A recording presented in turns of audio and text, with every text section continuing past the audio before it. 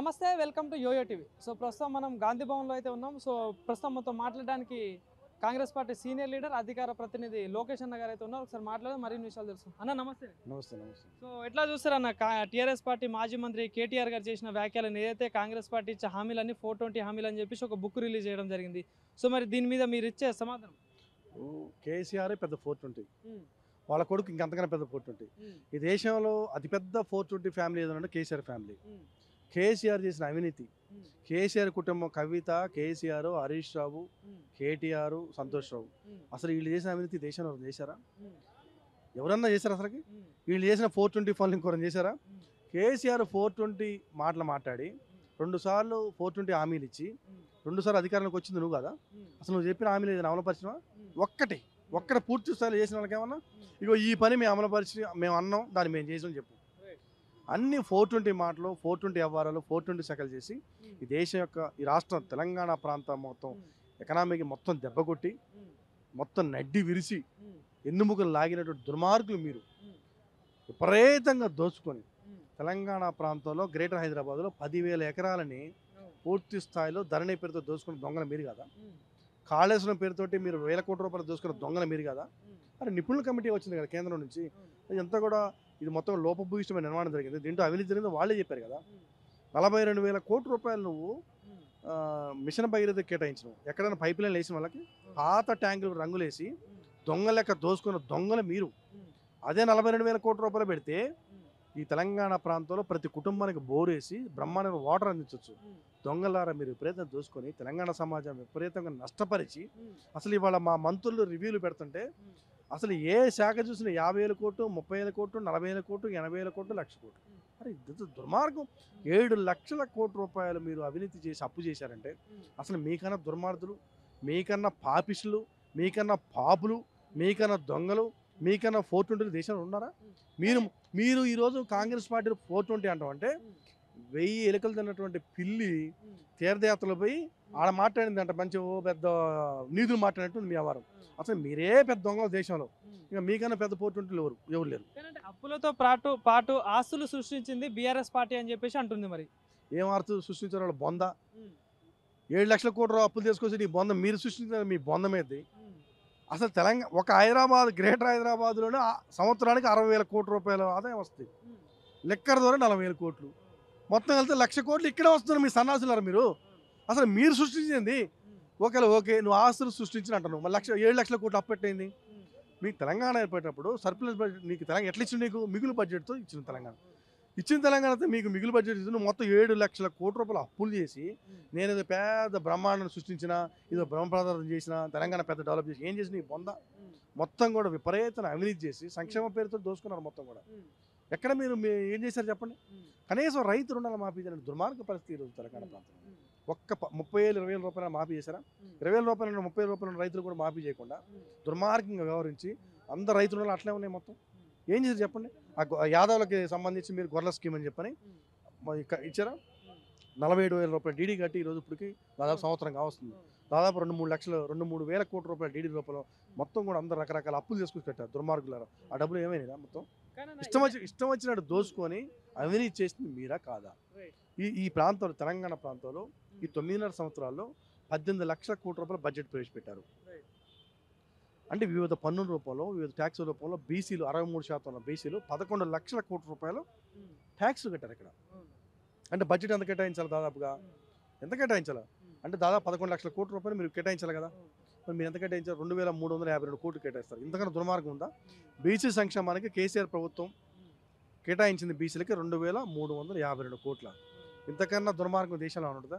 మీరు సన్నాసులు తెలంగాణ ప్రాంతం మొత్తం వ్యవస్థ మొత్తం దోసుకొని విపరీతమైన అన్యాయం చేసి ఇలాంటి కారుకోతలు కూటం అనేది దుర్మార్గమైన వ్యవహారం.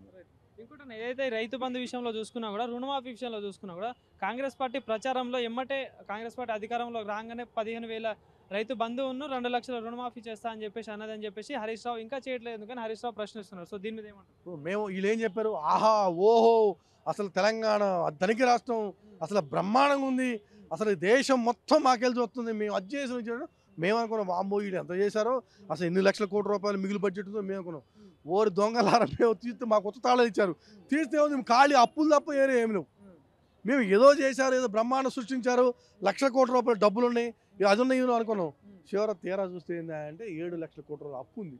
సో మరి ఈ 7 లక్షల కోట్ల అప్పు ఉన్న పరిస్థితుల్లో మరి కాంగ్రెస్ పార్టీ చేపట్టిన 6 గ్యారెంటీలు ఎట్లా అమల్లోకి వస్తాయంట? ఖచ్చితంగా ఇప్పుడు తెలంగాణ ప్రాంతంలో వనరులు సృష్టించుకున్నటువంటి ఆ యొక్క తెలివితేటలు మా దగ్గర ఉన్నాయి, ఆ పరిపాలన సౌలభ్యం మా దగ్గర ఉంది, ఆ ఎక్స్పీరియన్స్ ఉన్న మంత్రులు మా దగ్గర ఉన్నారు.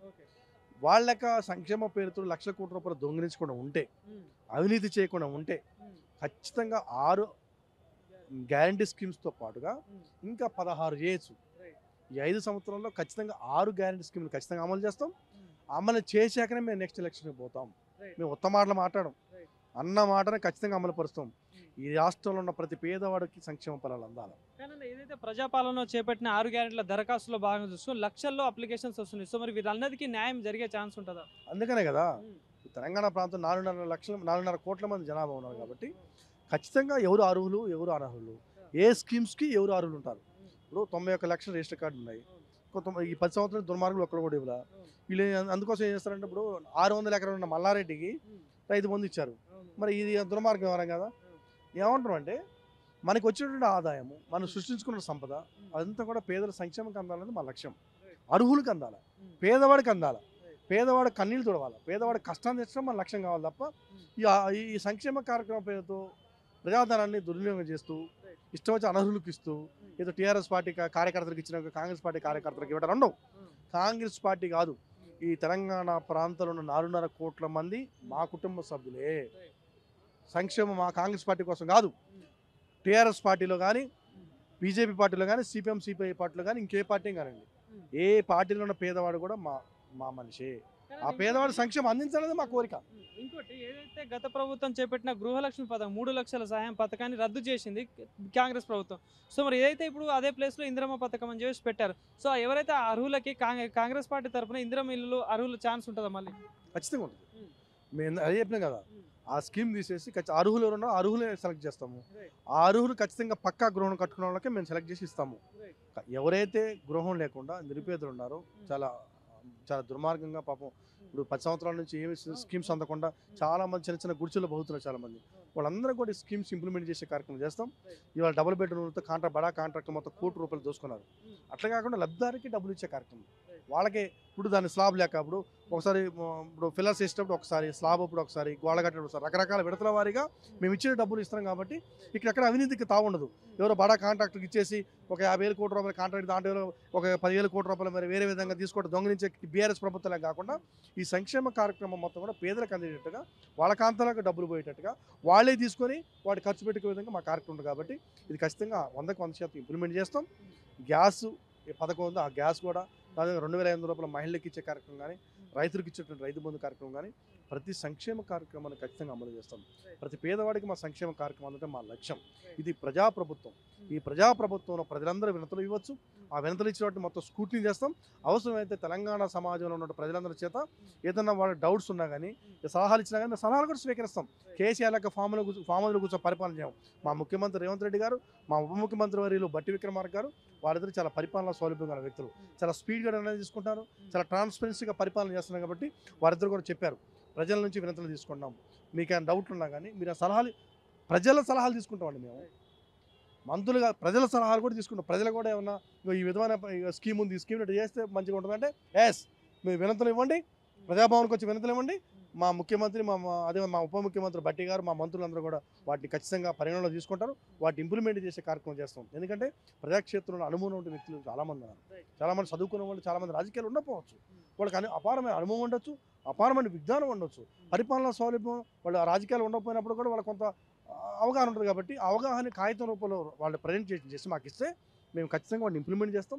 తెలంగాణ ప్రజలందరూ కూడా మీ ద్వారా చెప్పేది ఏంటంటే మీరు ఏదైనా సలహాలు సూచనలు తెలుసుకుంటే తెలంగాణ ప్రభుత్వానికి, కాంగ్రెస్ ప్రభుత్వానికి ఇవ్వండి. ఇది ప్రజాప్రభుత్వం, మనం గెలిపించుకున్న ప్రభుత్వం. ఈ సంక్షేమ కార్యక్రమాలు కానీ, డెవలప్మెంట్ యాక్టివిటీస్ కానీ మనందరి యొక్క నిర్ణయాలతోటి, మనందరి యొక్క తెలివితేటతో మేము ముందు చేసుకోదాం. ఈ 5 సంవత్సరాల కోసం కాదు, 20 సంవత్సరాల కోసం మనం పునాది తీసుకుందాం.